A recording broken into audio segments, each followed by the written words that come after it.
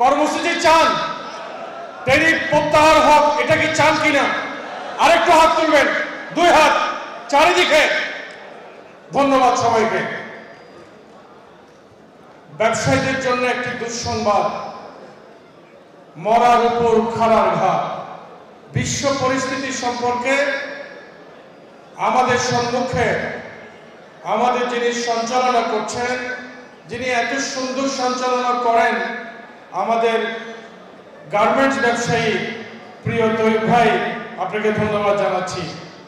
সারা বিশ্বে একটি অর্থনৈতিক মন্দাভাব আমরা লক্ষ্য করছি। বিদেশে ট্যারিফ কমানোর জন্য আমাদের বর্তমান ইন্টেরিয়াম গভর্নমেন্ট সফল হয়েছে। আমরা এই ইন্টেরিয়াম গভর্নমেন্টকেও আমাদের আজকের এই অবস্থান থেকে আমরা ধন্যবাদ জানাচ্ছি।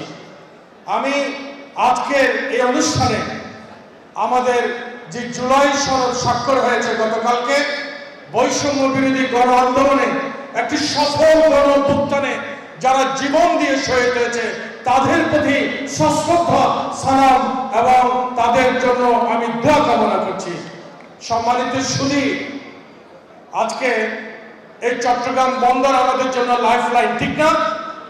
অর্থনীতির প্রাণ কেন্দ্র এই চট্টগ্রামের বন্দর। এই চট্টগ্রাম বন্দরকে ব্যবহার করে আজকে দেশের বাজেট হয়, দেশের অর্থনীতি আজকে উন্নতি হয়, দেশের ব্যবসা বাণিজ্য হয়। এই দেশ এবং জনগণ আজকে এই আশান্বিততাকে এই চট্টগ্রাম বন্দরের উপর নির্ভর করে এটিকে শেষ করে দেওয়ার জন্য আজকে নানান ষড়যন্ত্র শুরু হয়েছে। আমার আগে যারা কথা বলেছেন প্রত্যেকেই তাদের উৎকণ্ঠার কথা বলেছেন, প্রত্যেকে প্রতিবাদ করেছেন, প্রত্যেকে এই ট্যারিফ চান না, প্রত্যেকের অবস্থান থেকে আলোকপাত করেছেন। এখন যে অবস্থায় আছি, আমার বন্ধু তৈয়ব বলেছেন আন্তর্জাতিক অবস্থা, কিন্তু দেশীয় অবস্থাও খুব একটা ভালো নাই। এখানে অনেকগুলি রিটেইলার আছেন, অনেকগুলি একদম ম্যাক্রো লেভেলে বিজনেসম্যানরা আছেন, তারা বলবেন তাদের কী অবস্থা। এই সময় যেখানে বন্দর কোনো লসে নাই, এই সময় ট্যারিফটা রিনেগোশিয়েট করার জন্য আমরা গত সবাই বলেছি যে আমরা বন্ধ করে দিতে বলিনি, আমরা বলেছি স্টেক হোল্ডারদেরকে ডেকে রিনেগোশিয়েট করার জন্য। এটাই আজকের মূল উদ্দেশ্য এই সভা। আপনারা সবাই কথা বলবেন, যারা কথা বলবেন তারা তো বলবেনই, আর যারা বলবেন না তারাও কিন্তু আমার সভাপতি জনাব আমির হুমায়ুন মাহমুদ চৌধুরীকে পরে জানাতে পারবেন। With this, thank you very much. 19শে জুন হঠাৎ করে বাংলাদেশ সরকারের একটা প্রজ্ঞাপন এলো যে ইকোনমিক লাইফ, আমি যেহেতু পরিবহন ব্যবসায়ী এবং আয়কর 30,000 টাকা, আমি চট্টগ্রাম ট্রাক মালিক সমিতির ভারপ্রাপ্ত সাধারণ সম্পাদক। আমাদের প্রায় 12,000 গাড়ি চট্টগ্রাম বন্দরে আছে। দেখা গেল আমাদের এই চট্টগ্রাম বন্দর জন্মলগ্ন থেকে চট্টগ্রাম বন্দর ট্রাক মালিক সমিতি সেবা দিয়ে আসছে। আমরা একটা সেবামূলক প্রতিষ্ঠান।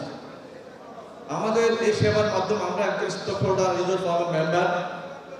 আজকে চট্টগ্রাম বন্দরের উন্নতি সাধিত হওয়ার পিছনে আমাদেরও কিছু ভূমিকা আছে। তাই সবগত কারণেই আমাদেরকে ইউজার ফোরামে মেম্বার করা হয়েছে এবং আমরা প্রত্যেকটা সময় এই পর্যন্ত ইউজার ফোরামের বৈঠকে আমরা উপস্থিত ছিলাম। আমাদের নিজস্ব মতামত আমরা উপস্থাপন করি। কিন্তু অত্যন্ত দুঃখের বিষয়, এই 20শে জুনের পর থেকে 5 আগস্টের পরে আমাদের আজকে এই সরকার, জনগণের সরকার এবং নতুন স্বাধীনতা আমরা পেয়েছি। আমরা মনে করেছিলাম এই পেতারটা চলে যাওয়ার পর আমরা ব্যবসায়ীরা একটা হাত ছেড়ে বাঁচবো, কিন্তু দেখা গেল আসলে আমাদের এই ব্যবসায়ীদের মধ্যে আমরা যে জায়গায় যাওয়ার কথা ছিল সেখানে আমরা সেটা ফিরে পাইনি।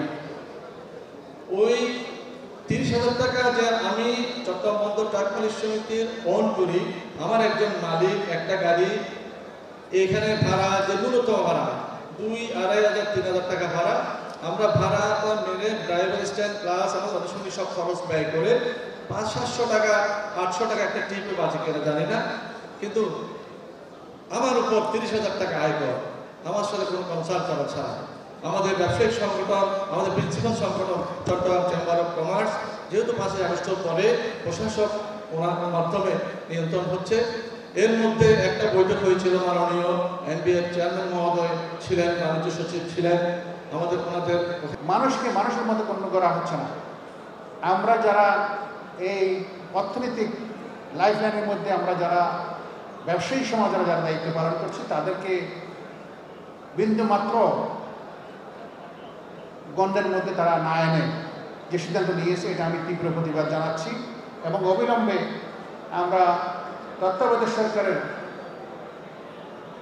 প্রধানকে আমরা দৃষ্টি আকর্ষণ করার জন্য এই ব্যাপারে সুদৃষ্টি নিয়ে সঠিক সিদ্ধান্ত নেওয়ার জন্য যৌক্তিকভাবে ব্যবসায়ী ফোরামের সাথে বসে এই সিদ্ধান্ত নেওয়ার জন্য আমরা বিরত অনুরোধ করব।